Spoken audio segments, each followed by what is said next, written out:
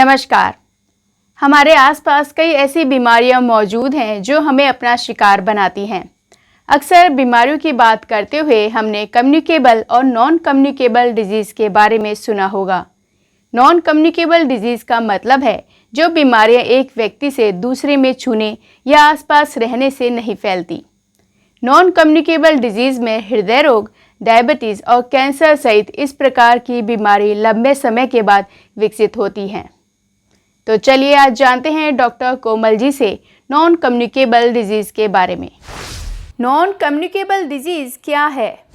आजकल के खान पीन एवं रहन सहन ये एक बहुत बड़ा रिस्क फैक्टर है इन बीमारियों के लिए। 20-25 सालों में जो अपना खान पीन एवं रहन सहन जो चेंज हुआ है उसका सबसे इम्पोर्टेंट इम्पैक्ट अपने स्वास्थ्य पर पड़ा है। पुराने ज़माने में लोगों में ये बीमारियां नहीं पाई जाती थी। ऑब्वियसली जो कम्युनिकेबल डिजीज़ है लाइक जो कीटाणुओं एवं जीवाणुओं से फैलती है वो अवश्य कम हुई है, परंतु ये नॉन कम्युनिकेबल डिजीज़ है लाइक डायबिटीज़, हाइपरटेंशन, इनका प्रेवलेंस काफ़ी बढ़ा है, रिलेटिवली बहुत ज़्यादा बढ़ चुका है। Even in younger age group like 30 से 25-30 की उम्र के यंग लोगों में भी इनका प्रेवलेंस काफ़ी बढ़ा है। इनका मुख्य कारण क्या क्या हो सकता है? सबसे महत्वपूर्ण अपनी लाइफस्टाइल। लोग मेहनत करना भूल गए हैं, शारीरिक मेहनत करना भूल गए हैं। मोस्टली मानसिक मेहनत ज़्यादा हो रही है परंतु शारीरिक मेहनत कम हो रही है। दूसरा खान पीन, जो अपना ट्रेडिशनल जो पारंपरिक खान पीन था वो चेंज हो गया है पिछले 15-20 सालों में। पहले अपन अपना ट्रेडिशनल मिलेट्स वगैरह उनको ज़्यादा यूज़ करते थे, परंतु नाउअडेज आजकल जैसे फास्ट फूड है, बाहर का खाना है एवं ऑयल्स हैं, ये उनका यूज़ ज़्यादा हो गया, काफ़ी ज़्यादा हो गया है। कार्बोहाइड्रेट्स हैं जो कि एम्प्टी कैलोरीज है, कोल्ड ड्रिंक्स है, इनका यूज़ काफ़ी ज़्यादा हो गया है। तो ये एक बहुत बड़ा रिस्क फैक्टर है इन बीमारियों में। एवं कुछ मात्रा में पॉपुलेशन बढ़ी भी है, ये भी एक बहुत बड़ा रिस्क फैक्टर है कि ज़्यादा पॉपुलेशन है तो ऑब्वियसली इन बीमारियों की लोगों की संख्या ज़्यादा होगी। एवं डायग्नोस्टिक इम्प्रूवमेंट हुआ है। डायग्नोसिस मतलब पहले लोगों के पास इतनी स्वास्थ्य सेवाएं उपलब्ध नहीं थी, परंतु अभी काफ़ी एकदम इजीली अवेलेबल हो जाता है। उसके कारण डायग्नोस्टिक इम्प्रूवमेंट हुआ है तो तुरंत उसका डायग्नोसिस हो जाता है। इसलिए ये बहुत कुछ कारण हैं जिनके कारण इन बीमारियों का प्रिवेलेंस बढ़ा है। कैसे पता करें कि हमें नॉन कम्युनिकेबल डिजीज़ है? तो सबसे पहले अपने शरीर का वेट और हाइट ये देखिए।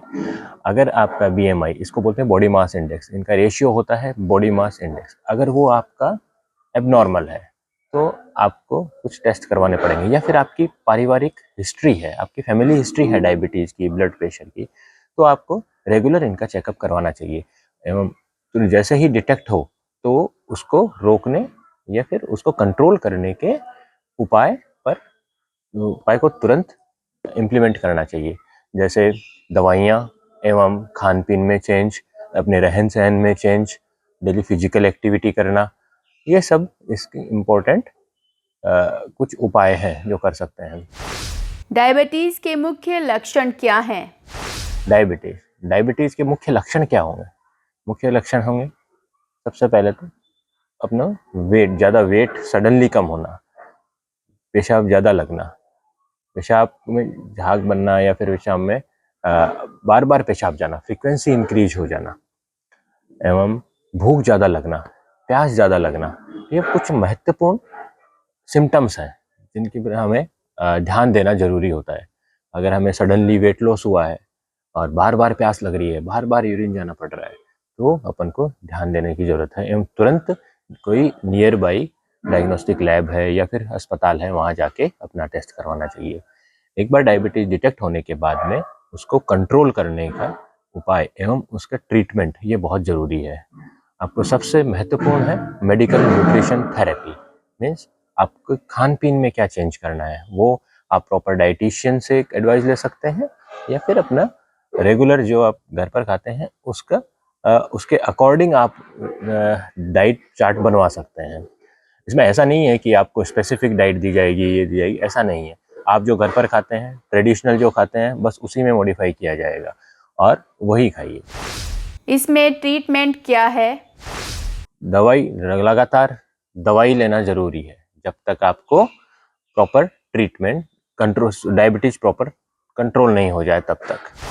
हाइपरटेंशन क्या है? हाइपरटेंशन आजकल बहुत ही कॉमन हो गया है, even in normal population, in young age group, और विद अपने रहन सहन, स्ट्रेस के कारण ये काफ़ी बढ़ गया है। तो इसका भी स्क्रीनिंग बहुत इम्पोर्टेंट है।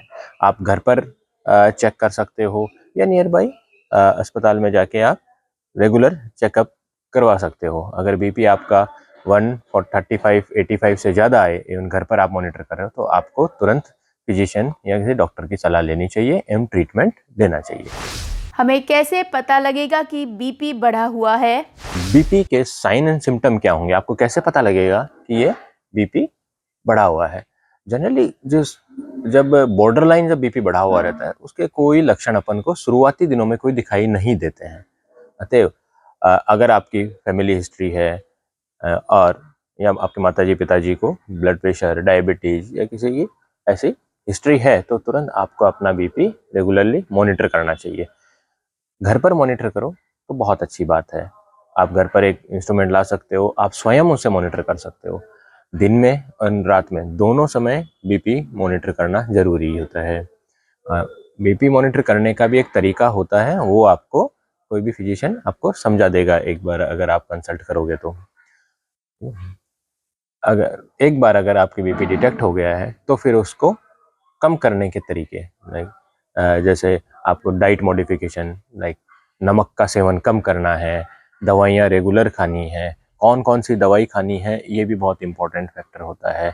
डायबिटीज़ में कौन सी ड्रग्स प्रिफर्ड होती है, अगर आप एल्डरली हो, उम्र आपकी ज़्यादा है, तो कौन सी ड्रग, ये सारे चीज़ें आपको फिजिशियन एडवाइस करेगा उसके अनुसार, ठीक है। और रेगुलर फिजिकल एक्टिविटी बहुत इम्पॉर्टेंट है। आपका वजन कंट्रोल में रहना बहुत ज़रूरी है। वेट कितना भी हो, लेकिन पेट नहीं होना चाहिए। सबसे जो डेंजरस फैट होती है वो होती है अपनी एब्डोमेन की फैट। जो पेट की जो चर्बी होती है वो सबसे डेंजरस होती है। वो बहुत सबसे बड़ा रिस्क फैक्टर है डायबिटीज़ के लिए, ब्लड प्रेशर के लिए, और भी बहुत सारी बीमारियां लाइक हार्ट अटैक है, पैरालिसिस का अटैक है, उसमें ये बहुत बड़ा रिस्क रहता है। रिस्क इसके कारण ये बहुत बड़ा रिस्क फैक्टर है। अतएव आपको अपना ब्लड प्रेशर, डायबिटीज़ एवं वेट मैनेजमेंट ये बहुत इम्पोर्टेंट होता है। अगर आप कंट्रोल कर सको तो खान पीन में नमक का सेवन कम, फैट का सेवन कम, घी, तेल इनका सेवन कम, जिसके कारण आपकी नलियाँ जो हार्ट की और ब्लड वेसल्स है उनमें जो ब्लॉक होने की जो चांसेस है वो कम हो जाएंगे। जनरली क्या है, अगर हम एडवाइस करते हैं कि नमक कम खाइए, तो बहुत सारी पब्लिक क्या करती है, नमक बिल्कुल ही बंद कर देती है। उसमें भी बहुत नुकसान होता है। नमक एक पर्टिकुलर सोडियम लेवल होता है ब्लड के अंदर, नॉर्मल 135 से 145 नॉर्मल लेवल होता है मिलीमोल पर लीटर। अगर अपन ने सडनली कम कर दिया नमक सडनली कम कर दिया, तो क्या बिल्कुल ही बंद कर दिया, तो वो लेवल कम हो जाता है, तो उसके कारण कुछ न्यूरोलॉजिकल मैनिफेस्टेशन डेवलप हो जाते हैं। अतः बिल्कुल ही कम नहीं करना है। अपन को कुछ फिक्स अमाउंट में खाना जरूर है, लेकिन कम खाना है। कुछ जैसे हाई सॉल्ट डाइट लाइक अचार है, पापड़ है, ये कम को मिनिमम यूज करना है, नहीं ये नहीं खाना है। लेकिन जो रूटीन अपन लेते हैं खाने में, सब्जी में, रोटी में, वो सफिशिएंट है। जनरली अपन का रिक्वायरमेंट 6 ग्राम पर डे होती है, जो कि बहुत कम है, लेकिन मेजर करना थोड़ा डिफिकल्ट होता है। बट स्टिल जो अपन नमक का सेवन डेली यूज में करते हैं, उससे कम करना होता है, बंद नहीं करना होता। नमक का रोल ये होता है कि नमक ज़्यादा खाने से अपनी जो ब्लड वेसल्स है, जो खून को ले जाने वाली नलियाँ हैं, वो ओवर एक्टिव हो जाती है, वो थोड़ी सिकुड़ जाती है, और वो सिकुड़ने के कारण क्या होता है, ब्लड प्रेशर और बढ़ जाता है उनके कारण। और जितना ज़्यादा नमक होगा उतना ही वो क्या पानी को बॉडी पानी को एब्जॉर्ब करेगी। नमक का एक प्रॉपर्टी होती है, वो पानी को भी साथ में रखती है। तो ज़्यादा नमक होगा बॉडी के अंदर, वो ज़्यादा पानी रखेगा, और ज़्यादा पानी और ज़्यादा नमक, इसके कारण क्या होगा, आपका ब्लड प्रेशर शूट अप हो जाएगा। इसलिए नमक एकदम मॉडेस्ट अमाउंट में लेना ज़रूरी है, एकदम बंद नहीं करना है। संक्रामक बीमारियों के उपाय क्या क्या हैं? सबसे महत्वपूर्ण चीज़ है, जैसे डेंगू मलेरिया से बचने का उपाय है, मच्छरों को दूर भगाओ। सबसे इम्पोर्टेंट चीज़ यही है, उनसे दूर रहो। उनको दूर भगाने आप मच्छरदानी का उपयोग करिए। मॉस्किटो रिपेलेंट्स अगर आप जो यूज़ करना चाहते हैं तो सेफ़ है, रिलेटिवली सेफ़ है, वो यूज़ करिए। अपने क्लोथिंग्स फुल रखिए, फुल कवर करिए अपनी बॉडी को कपड़ों से। तो वो कुछ एनी हाउ अपन को मच्छरों से बचना है, तो उनसे बचाव हो सकता है। और इन वायरल फीवर में, जैसे कि अभी चल रहा है वायरल फीवर, जहाँ तक हो सके मास्क का यूज़ कर सकते हो। अगर आप हॉस्पिटल में जाते हो या किसी अन्य व्यक्ति के संपर्क में आते हो कि जिसको वायरल फीवर है, तो आपको आइडियली मास्क का यूज़ करना चाहिए, लेकिन ये पॉसिबल नहीं हो पाता है। फिर तो उस कंडीशन में अपन को थोड़ा दूरी बनाए रखना है। जो भी व्यक्ति खांसी कर रहा है या उसको बोल रहा है कि मेरे को वायरल फीवर है, तो आप उनसे थोड़ा गैप बना के रखिए, वो दूरी बना के रखिए, वो सबसे महत्वपूर्ण है। दूसरी बात, अगर आपको वायरल फीवर हो भी जाता है, वायरल फीवर की कम्युनिकेबिलिटी बहुत ज़्यादा होती है, और वो हो भी जाता है तो उसके लिए ध्यान रखिए कि आप खुद गैप बना के रखिए दूसरों से, ताकि किसी और को नहीं लगे। प्लस वायरल फीवर के दौरान फ्लूइड इनटेक एडिक्वेट रखनी है, पानी खूब पीना है। अपने बॉडी का जो एडिक्वेट हाइड्रेशन बहुत इंपॉर्टेंट फैक्टर होता है वायरल फीवर के अंदर। जनरली 2 से 7 दिन का कोर्स होता है, वायरल फीवर अपने आप ठीक हो जाता है। वायरल फीवर में अगर निमोनिया हो तो उसके साइन और सिम्टम्स क्या होते हैं? कुछ लोगों में जिनकी इम्यूनिटी लो होती है, जैसे एल्डरली है, जिनकी उम्र ज़्यादा है, या फिर जिनको डायबिटीज़ वगैरह है, तो उन कंडीशन में कई बार वो निमोनिया का रूप धारण कर लेता है। तो उस कंडीशन में अपन को तुरंत उनके जो रिस्क फैक्टर हैं और साइन और सिम्टम ऑफ निमोनिया वो डिटेक्ट करना है, और तुरंत उपचार के लिए डॉक्टर से परामर्श लेने की आवश्यकता है।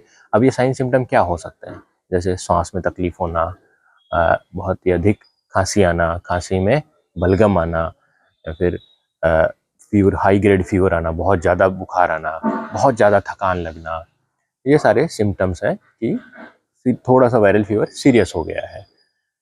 अतः ये तुरंत ध्यान रखना है इनका। और जो व्यक्ति वायरल फीवर से पीड़ित हो, उसको उससे थोड़ा सा गैप बना के रखना है, या फिर उसको मास्क पहना के रखो घर पर।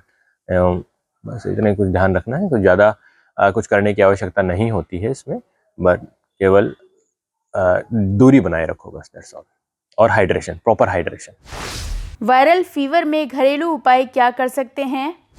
सबसे इम्पोर्टेंट, गर्म पानी का सेवन करिए। स्टीम, अगर आपको नेजल ब्लॉकेज है, नाक बंद हो गई है, तो आप स्टीम इनहेलेशन कर सकते हैं।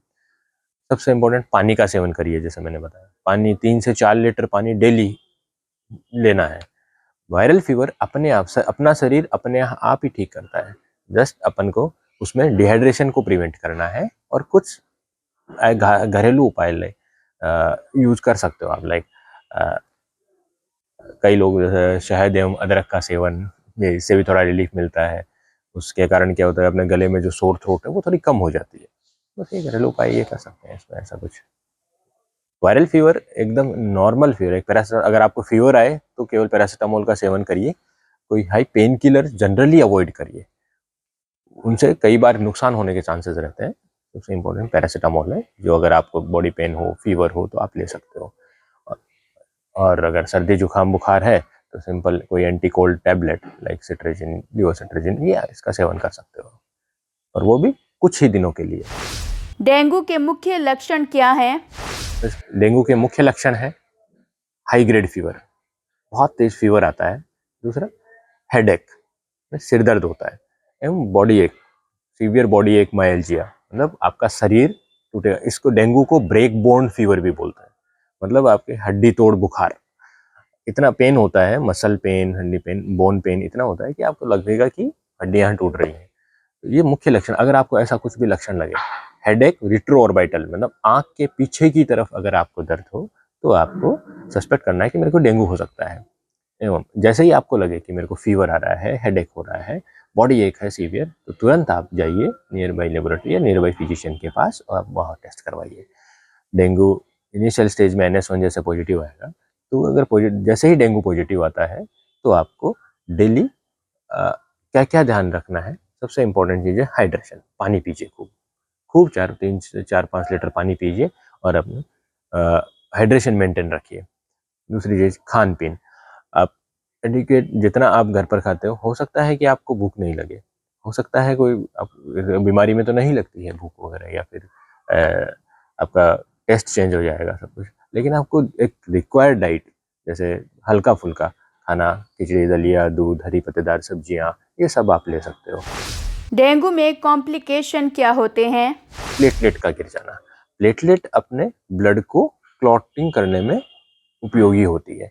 प्लेटलेट कम होने के कारण कहीं भी ब्लीडिंग होने के चांस रहता है। तो सबसे महत्वपूर्ण चीज़ ये रहती है कि आपको मॉनिटर करना है कहीं से कोई आपको ब्लीडिंग नहीं हो रही हो, जैसे नाक में से ब्लड आना या टॉयलेट में ब्लड आना, यूरिन में ब्लड आना, या फिर कहीं से भी वॉमिटिंग में ब्लड आना। इन चीज़ों का खास ध्यान रखना है। या फिर बॉडी पर रैश हो जाना, पूरी बॉडी पर रैश हो जाना, ये भी एक ब्लीडिंग डिसऑर्डर का साइन होता है, ये काफ़ी कॉमन होता है।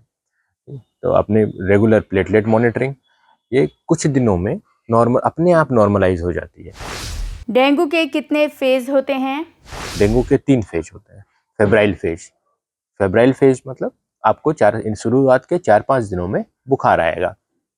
फिर आएगा क्रिटिकल फेज। क्रिटिकल फेज में क्या होता है, अपना प्लेटलेट गिरती है, प्लेटलेट का काउंट्स कम होते हैं, उसके कारण उसमें कॉम्प्लिकेशंस ज़्यादा होने के चांसेस रहते हैं इस फेज में, इसलिए इसको क्रिटिकल फेज बोला गया है।